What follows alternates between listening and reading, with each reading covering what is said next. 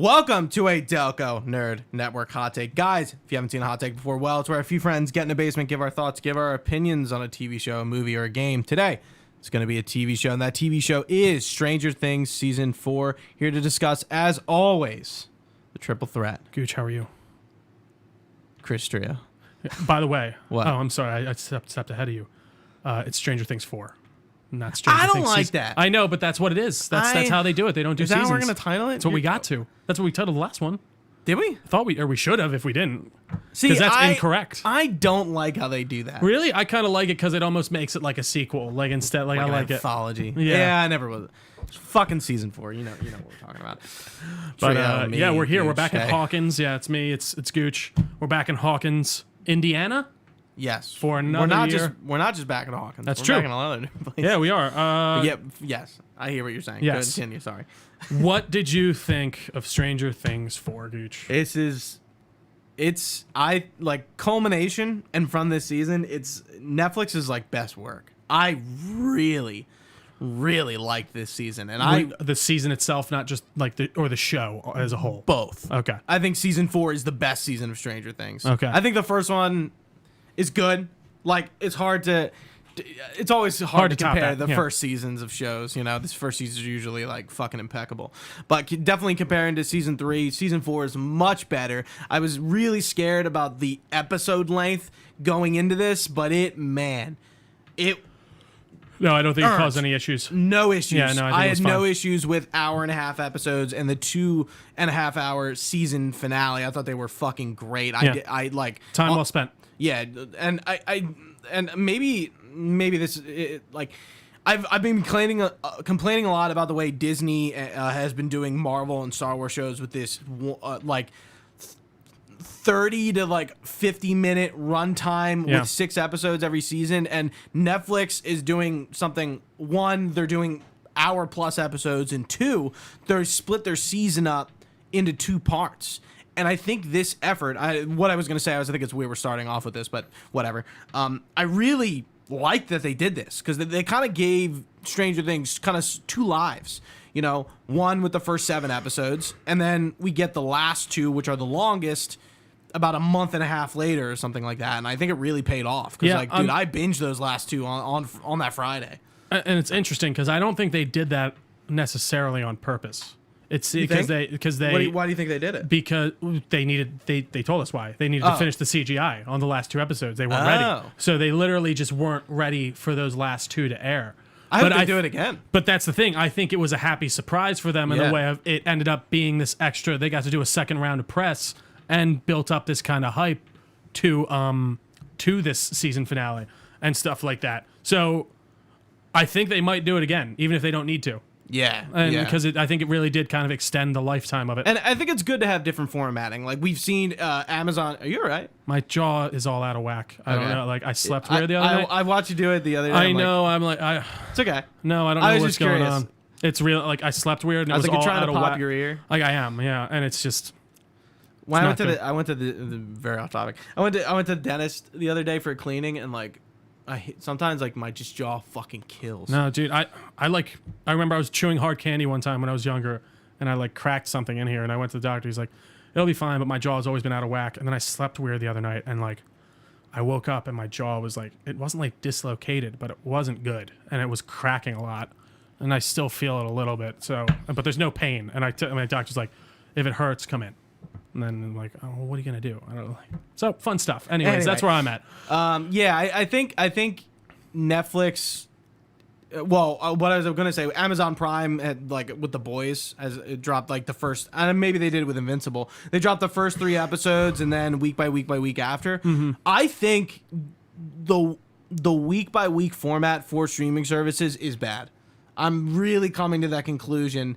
With certain shows, it is not good to go by week. I think maybe dropping it in 2 batches or leading off with 3 or 4 episodes, so we kind of get a real nice taste of what this show is. I agree. Is a better effort, because like I've been saying, I'm so tired of these Disney shows and Marvel and Star Wars being so lackluster because of the delivery. Sure. Yeah, I think you're running into a double-edged sword there with the weekly release, because I think it does help to build major hype. And it's funny because I feel like there was a year or 2 to 3 years there where everyone was releasing everything at once. Like everything was coming out. If it was coming out, I mean on a streaming service, I should say. If it's coming out on a streaming service, all of it, shotgun out right at the time. Sure. Daredevil, even first season of The Boys. Now I feel like it was Book of Boba Fett that really, or not Book of Boba Fett, Mandalorian that really turned it around. That was a weekly release, and they saw this kind of hype building back up, and they're like, oh, that's what shows used to do. Oh, you mean Mandalorian? Yeah, I'm sorry, I didn't mean Book of Boba Fett. But I think certain shows, like you're saying, it doesn't lean itself to that. Like I thought Hawkeye works way better as you can run that thing straight through rather than a week to week show, just as an example. Whereas Stranger Things as well, it's designed to be watched as you please, in my opinion. And like it really kind of sets up these like cliffhangers that like I just want to get right into it. Fuck, I don't even want to wait. I don't think that works for every show, but I think it works dramatically well for Stranger Things. But what did you think of just overall? What was your favorite part of this season?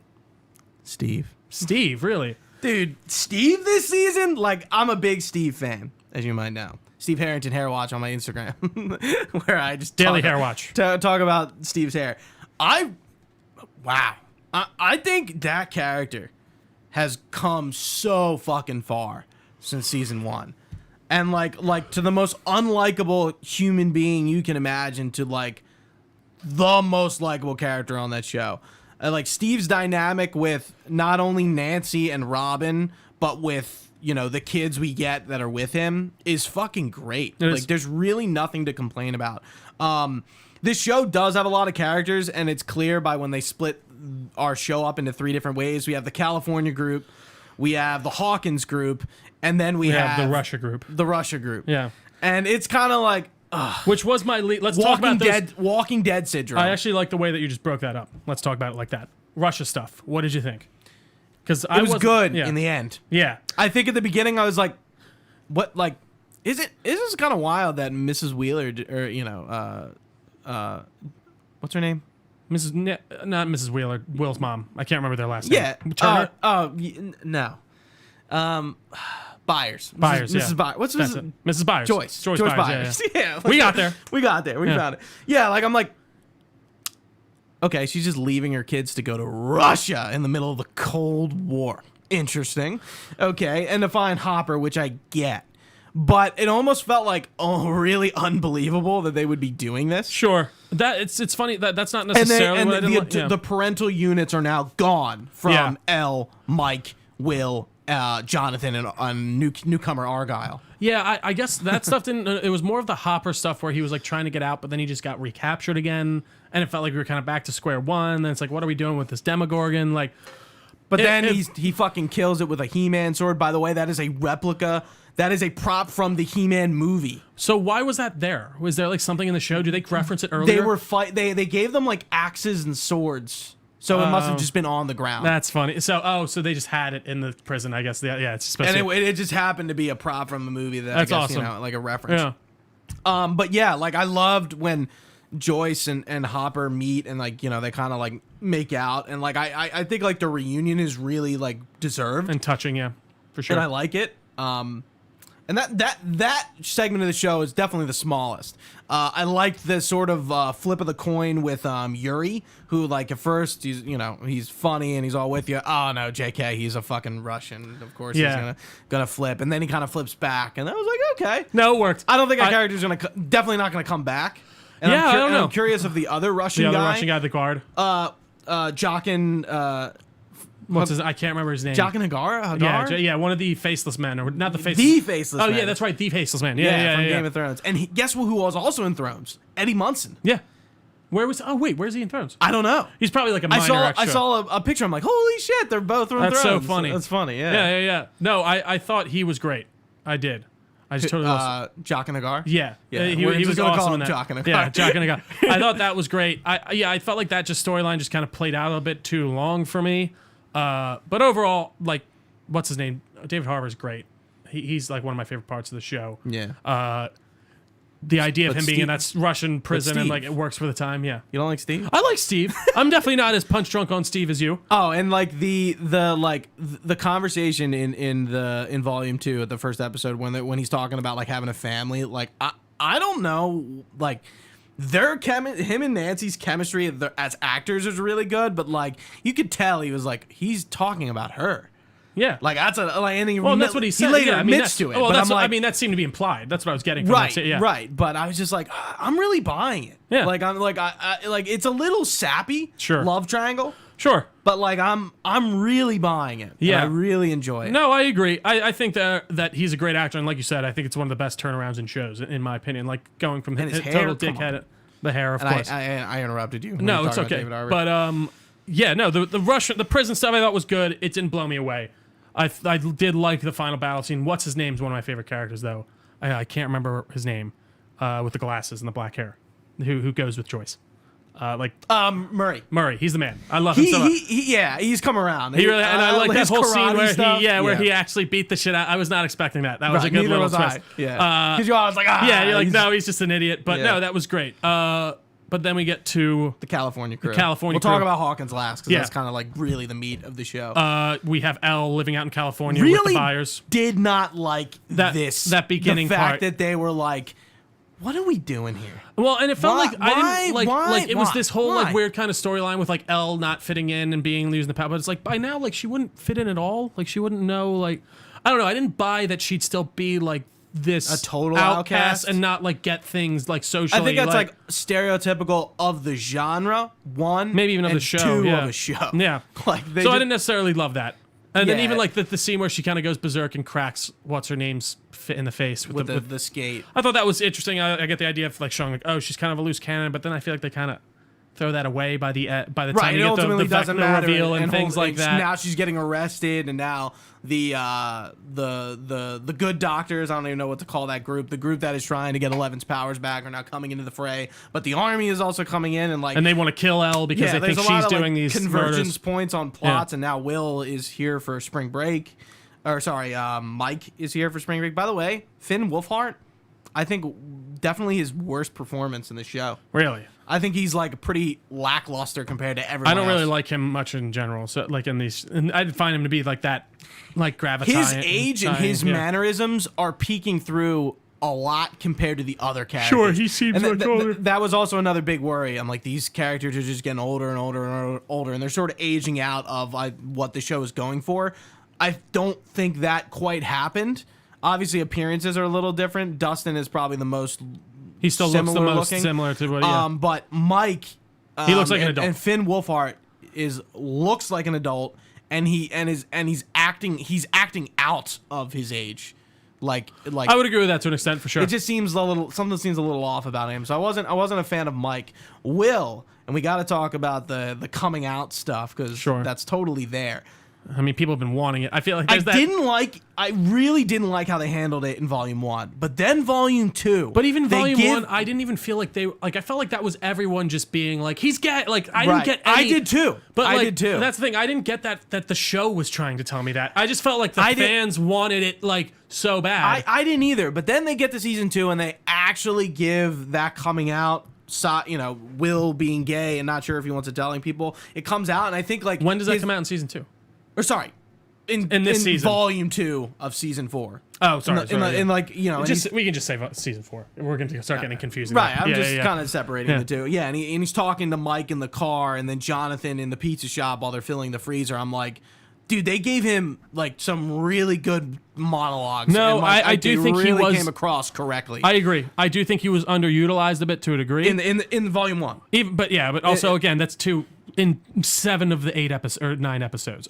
So, yeah, I think a lot of the season he is underutilized, but then he does kind of get the point. But apparently he is going to take more of a center stage in this next season. Oh, and it ends like that. It's like, oh, Will's coming back because and he's that character has always been such a weird. They haven't used it. I feel like they haven't known what to do with him since the second he's one. Missing. Yeah, and then like in the second one, he's just kind of the conduit for the Upside Down. And so he's not really. Yeah, he's not really his Will. Normal character. Yeah, and then in Season 3.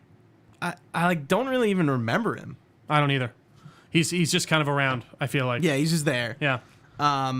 But the California crew. Yeah, I felt like his brother was a bit kind of underutilized Jonathan, as well. Like, you didn't really get much with him. You kind of got those couple scenes, but even by the end with him not admitting to Nancy that like he got his acceptance letter or his decline letter, I'm like, why? Like, I mean, I think ultimately that information is irrelevant from where the show is going, right? Well, but I think that's the idea of like but I think that just speaks to the greater volume of he doesn't feel like he can be like honest with her, and that's driving a wedge for some reason. Like, I think that just kind of speaks to their issues at present moment, and I think that also does come from the idea of them being they're also in a relationship, a long distance relationship. I mean, even in the show, like speaking to their character motivations, like that makes sense. He's got nothing on Steve. Nothing. He takes care of his brother. But no, I did think that moment between Will and him was really good.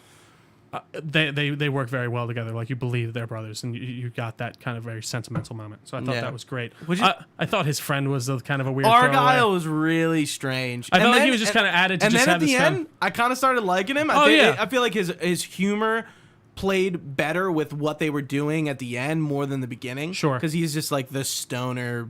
He's Cheech and Chong of the time. Like, the pizza delivery boy stoner. Yeah. Like, that's what he is. He's a fucking stereotype to the definition. No, absolutely. But then we have the children back in Hawkins, right? Was there anything else with the California crew? Elle in the lab. So she gets to the lab. What's his name is there? The other old scientist. It's Brenner and... I don't know. The other one. Anyways, the one that's cool, the one that's boys. a dick. Yeah. For like a couple episodes. And Elle's trying to unlock her powers again. She's trying to figure out. We keep getting all these flashbacks. It's very heavily implying that she went berserk and killed like a bunch of people in the.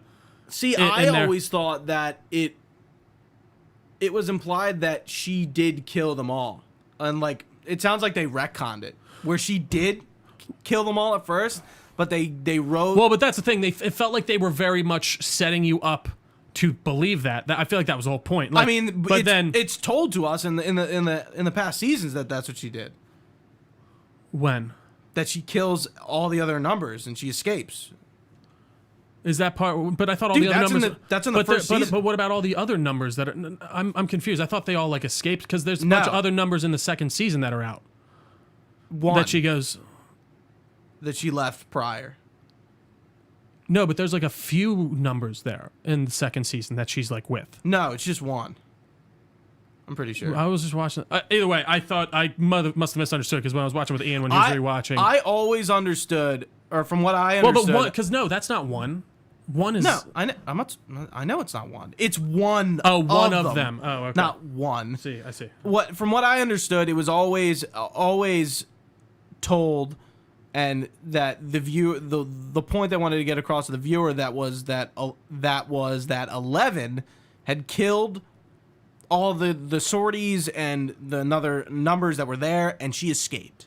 But she didn't escape that time in that flashback that they're showing us. She just gets. Remember, she goes into a coma after that happens.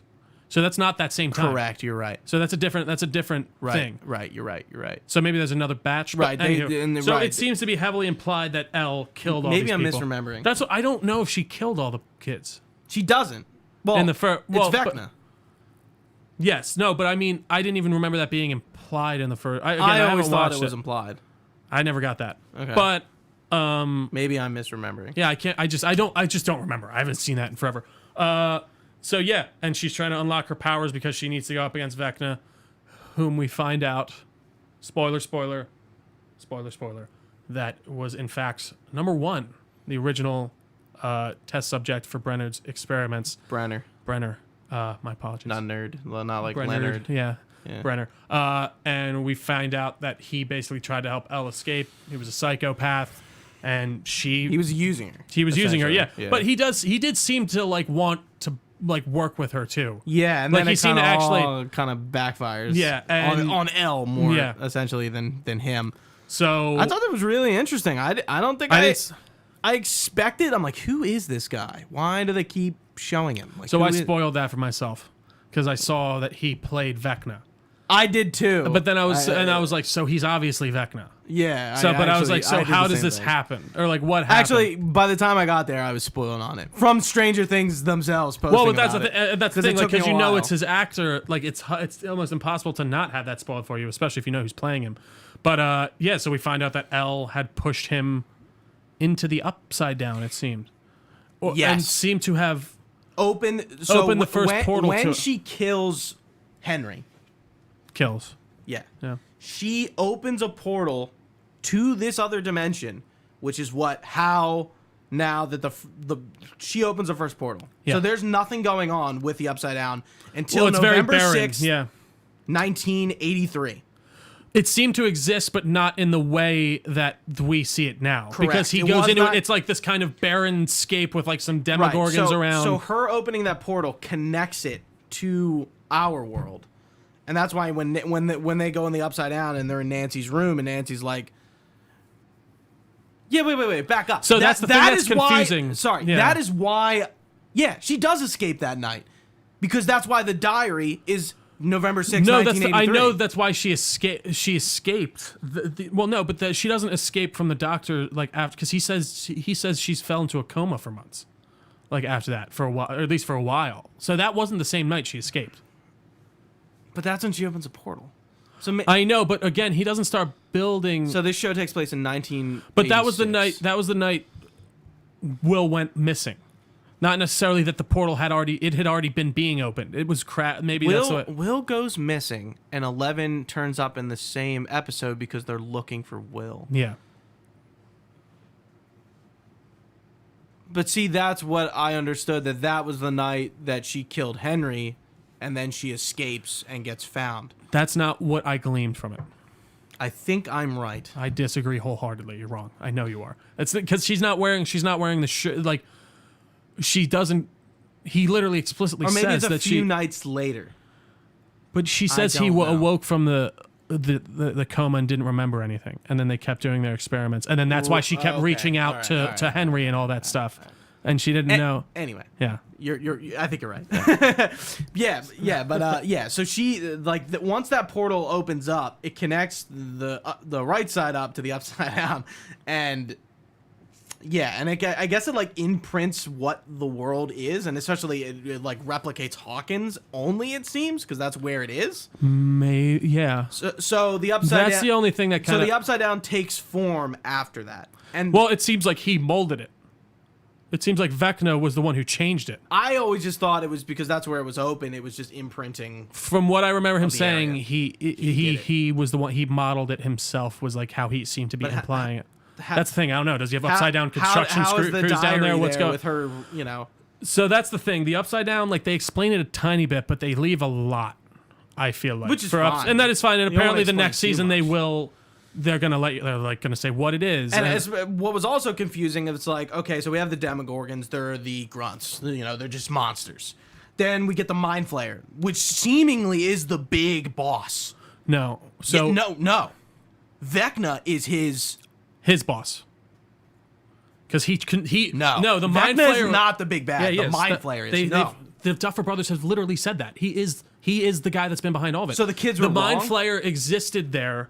Those particles existed. He was able to control them and mold them into what he wants with his power, and that's why he made it into that big spider thing that he said he's like what I always want to be. And he drew and it was him drawing a picture of basically the Mind Flayer as a child.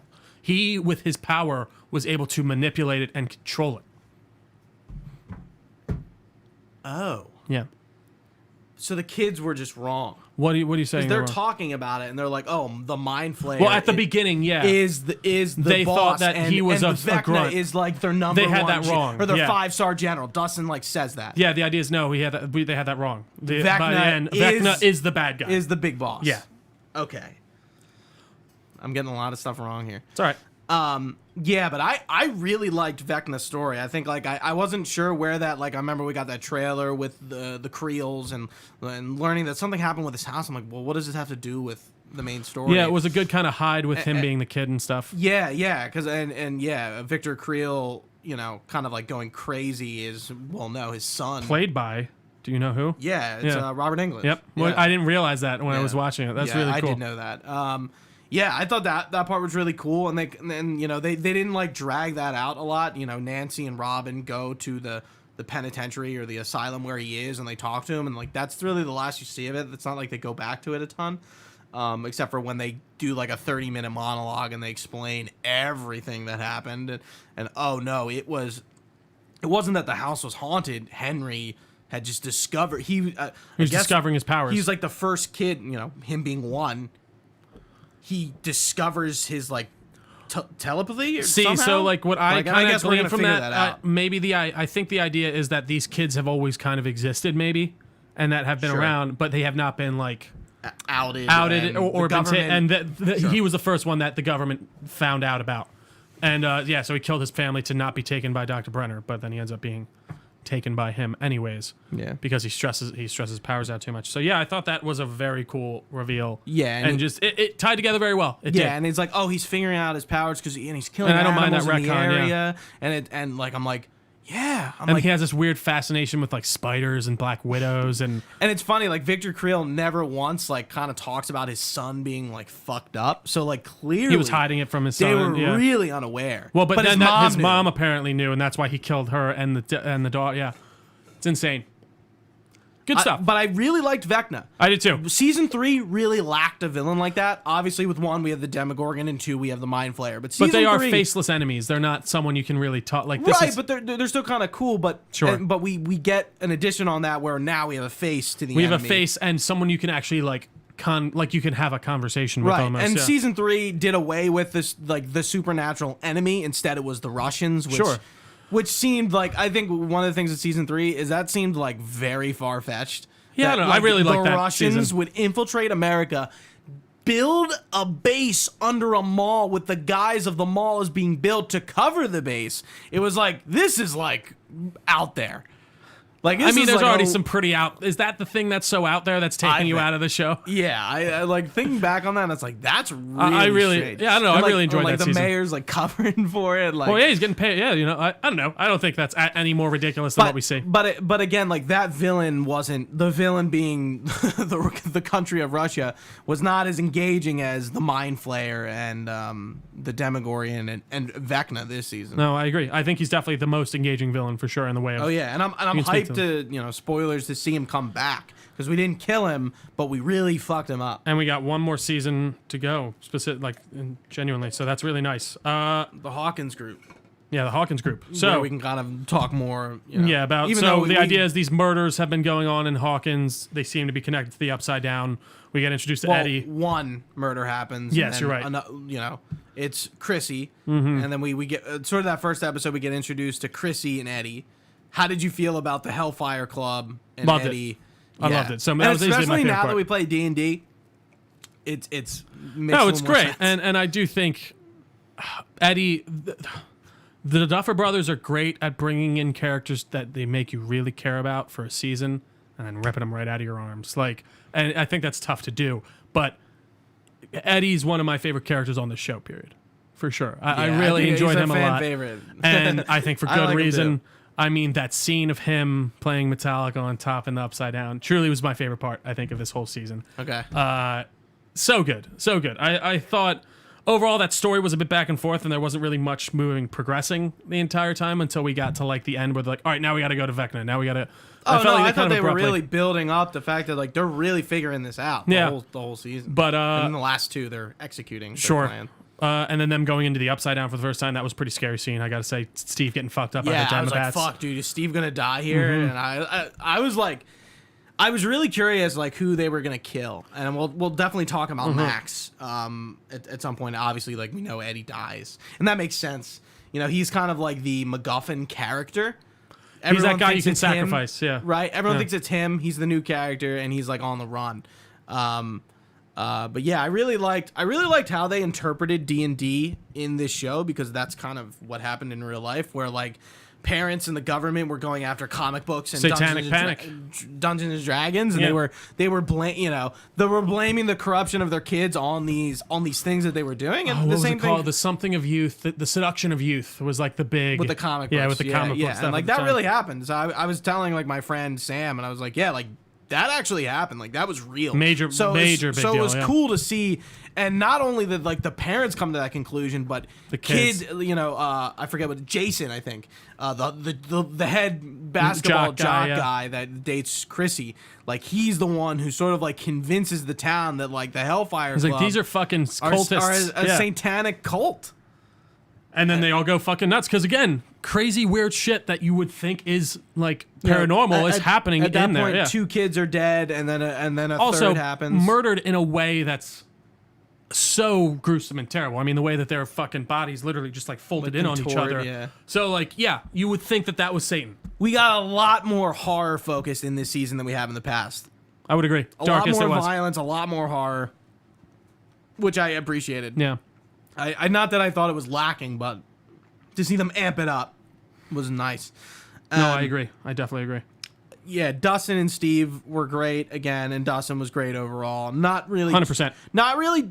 I think the only thing that his character really went through is like his relationship with Eddie. Dude, when he like Talks tells to Mr. Munson that out of was one of the everything that best. happened, I teared up during that. I was absolutely. like really good. Yeah. And you know that guy, that actor is in a lot of stuff. Is he? And his beard really covers up his face. He was in Agents He of definitely looks S.H.I.E.L.D.. familiar. Yeah. He's in a bunch of stuff. I don't know his name. We got to talk about Lucas and Max, because Dear Billy, I think, is an Emmy Award-winning episode. It's really good. The running up that hill, the world was introduced to Kate Bush again. She's made like So millions of dollars off of just Spotify plays since. Dude, and probably got paid for the song I have to use it. listened to that song so many times. Yeah, it's funny. It definitely didn't really like hit with me as hard as I feel like everyone else. But even I was at my brother's house for his gender reveal yesterday, and What's my brother, on? to Mike's like, "Have you watched Stranger Things?" And he's playing it like as he's playing it. Yeah. Kate Bush. He's like, "This is a remix, Kate Bush. You like it?" Yeah. But I never heard of her until the show, and I like a lot of 80s music. absolutely, I'm with you. The first time it comes on in the first episode where Max has her headphones on and she's walking to her counselor's appointment, like I was like, I immediately Shazammed that song. Yeah. Immediately. Yeah, that's cool. So I was kind of cool to see that the song, 1, came back a Yeah. lot, and 2, That is everyone awesome. else liked it. But yeah, great fucking song. But Great song choices in Max, yeah, Dear Billy, that episode is Emmy award winning. I think like, and from a character that I really didn't necessarily care about, damn, they really make you care about Max Sure. in that episode. Yeah, she was a bit weaker in the last season for sure. Yeah.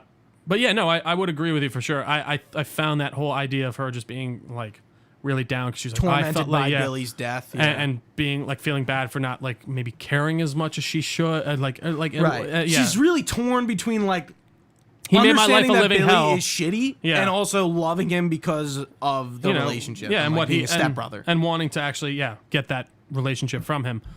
It's interesting. I agree. I like that a lot. Yeah, and then dude, you know, I was like, I think Max is gonna die. Like watching this final. I mean, as episode. soon as her arm broke, I was like, oh, she's done.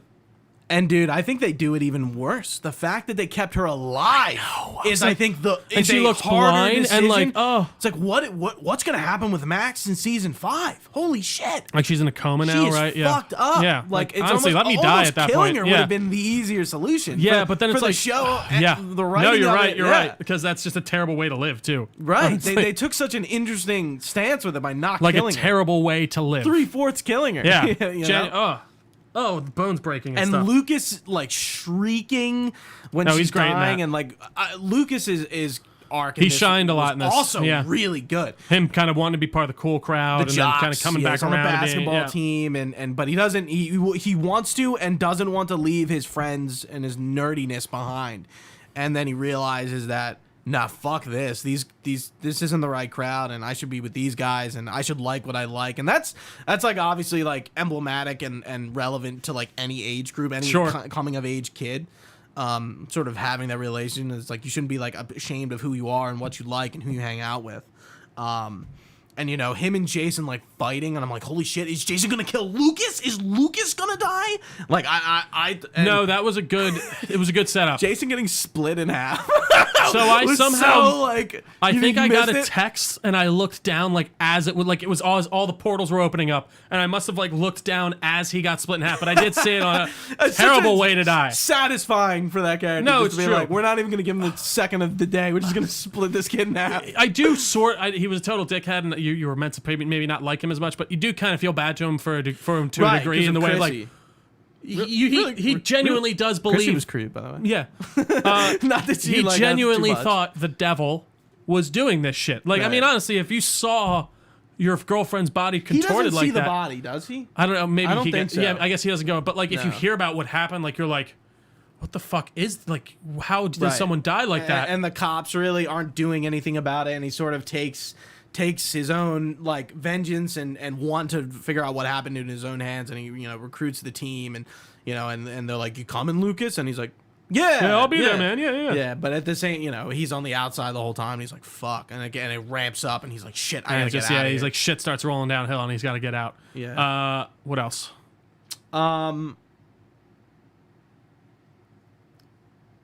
Nancy, we talked about a little bit. I'm not sure much to talk about her. We didn't really talk about Robin, and like her. I really like what they're doing with her. Her and Steve are really good too. They are. They play off each other so well. Yeah, and I like how like Robin is reassuring Nancy that like, no, we are just like, friends. we're friends. We're just friends. I like boobies. No, and it is.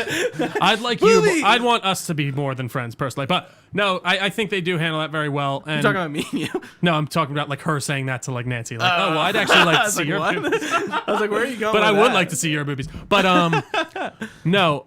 I think they really do an amazing job with them. Who records Fast Times at 53 minutes? Fucking crazy. Someone people. who likes boobies. She really boobies. No. She plays that kind of like eccentricity very well. I think she's awesome. I like how they don't lay her gayness out too hard either. That's not like her. That's not defining all her trait. Yeah, she's her defining trait is that she's eccentric. Like that she's kind of goofy and stuff. Right. It's not she that she's happens gay. to be gay as well. I think it's like a trap a lot of shows fall into. With, shows, movies, whatever. with Yeah, trans or gay or like any LGBTQI plus characters where they just like they are defined by this. and listen, and I'm it's sure like- there are people out there, and we can't necessarily speak to that experience. And of course, Right, but like, I'm like, you are also a person. that's what I mean. Like you beyond do like who other you who you like. like to, and yeah, exactly. So I agree. I think it's very well done, and It's great. the 80s. It's and yeah, exactly. That's how you. I'm you not wouldn't want to sure tell everyone. exactly how being gay was represented back then. But Oh, definitely not at as all. much. Yeah, they next to nothing. I mean, that was no go back in the day. Yeah. I mean, Jesus Especially Christ. for men. It was, yeah. But even still, I still think it was. Of course, it was. I think a bit worse. But even for women, I still think it was just as kind of like ostracizing. Yeah. But when did the Harvey Milk stuff happen? It was like 2000, I think, Really? 1990s. Yeah. It was like I mean, in the dude, 90s. Because I was thinking, I was like, gay when? marriage was only legal in like within the last 10 years, right? I'm pretty confident. Like, Yeah. Yeah, it's like it's. Yeah, but I I was think thinking, that I was like, when did the Harvey Milk stuff happen? Because I knew it wasn't when we were alive. No, I don't think so. I think it was like early 90s. I was like, it can't be too far away. But anyway, I was just thinking about it. No, it's interesting. It is. No, I thought that was very well done. I mean, overall, I think they just did a great job with the season. I do think it ties everything together in a nice bow and kind of gets it ready to our get. characters by the end of the season are together. Thank God, because guess what? I don't think they could have lasted doing the. We have three groups of characters away. Just gets too much. Yeah, and I think Millie Bobby Brown was in an interview and said that. And I like at the beginning of the show, I'm like, I agree. There are way too many characters in the show, and they're all in different places. Like, No, I totally now agree. everyone's together, and I like that we're gonna end the show with everyone together. Yeah. And we're all in the same boat. There's No, I agree. There's no You two want different plots. It's one plot. Everyone's coming together. I mean, I'm sure things The will end split game is off. here. Yeah, no, Yeah. of course. But Robin at the end with Vicky or whatever was Nice. Was cute Nice too. little, yeah.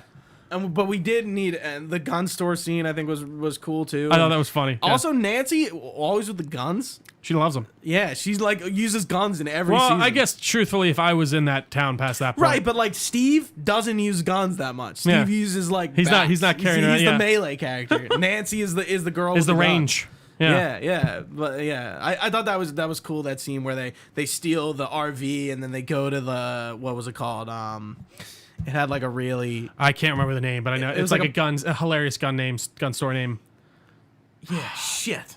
Oh well, it doesn't really It's matter. like it's like along the lines of like ammunition from like GTA, but I can't Right, remember the exact something name. like like a play on or like something obvious. Yeah, man. Stockpile. What? Something like that. Something like that. Yeah. Anyway, yeah, I thought that scene was cool where they go in and Erica stereotype through this whole show, the annoying little sister. Yeah.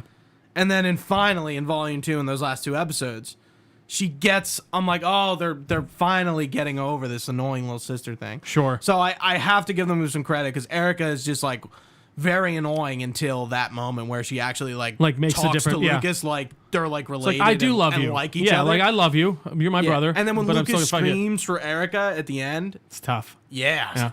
Apparently that line was, what's it called when Improvised. it was improvised. He didn't. That wasn't. Yeah, in he the just script for him he's to like, yell help, at get me Erica. help. Yeah. Yeah, Erica. Yeah. No, it was great, man. Again, Really made you acting, feel. some of the best children, and even back to, I watched a bit of the first season again while Ian was watching it.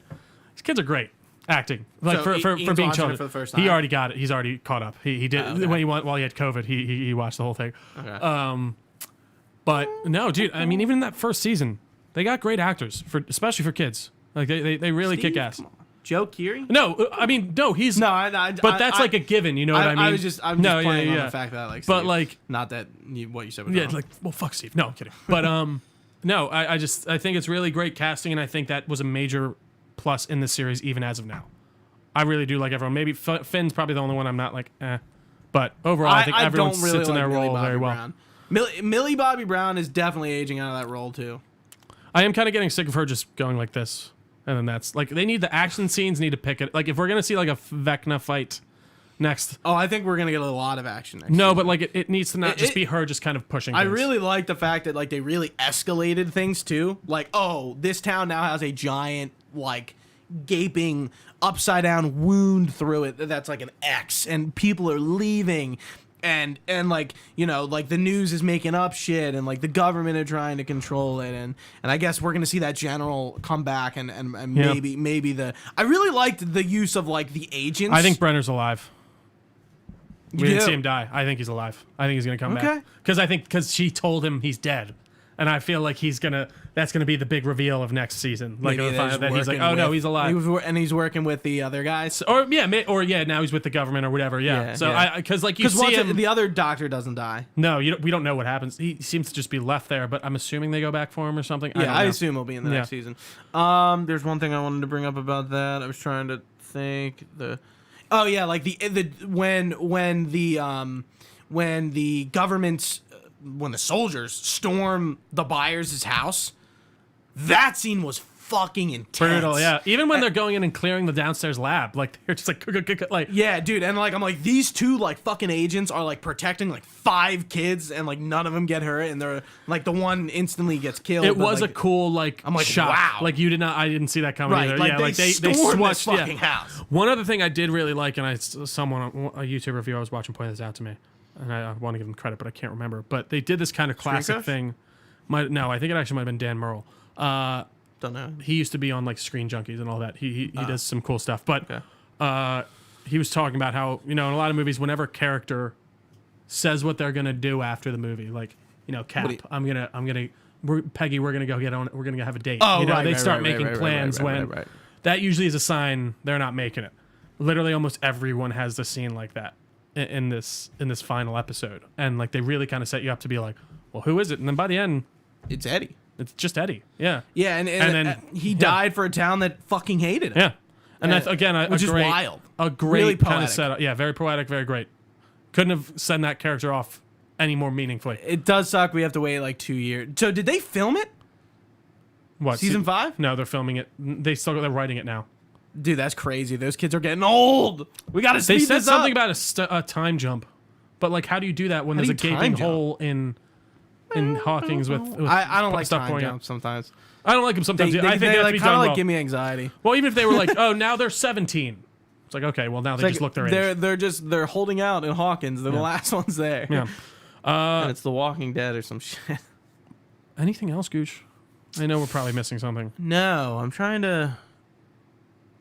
Mr. Munson, Nancy, Robin, Eddie, his cronies. We didn't really talk about the D&D game, like in the first episode. But Yeah, it's a pretty quick scene. But Yeah. I did kind of like it. I liked it a lot, too. Like trying to recruit somebody to play, and it ends up being Erica, and like she apparently plays, which is also. Well, wasn't funny. she playing in the last season or something? Don't they like introduce it to her or something like that?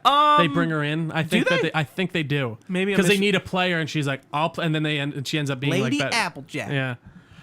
All right, guys. I think that about covers us for Stranger Things 4. You can thank you so much for watching live with us on twitch.tv/DelcoNerd We very much appreciate you. You can find this podcast anywhere podcasts are found. Just search Delco Nerd Network. We're on all your social media apps as well. Delco Nerds on basically everything. We got a Facebook page. We got a Discord channel. That's all linked below. You can find all this information on our website, delconerdnetwork.com. You can email us with your comments, questions, or concerns, delconerds@gmail.com. We'd be happy to get back to you. If you can drop us a review, too, that always helps on Spotify, iTunes, all that good jazz. Leave a like or comment on YouTube. That helps with the old algorithm. But for Gooch, I've been Trio, guys. Thanks for watching. Stay nerdy, and we will see you next time.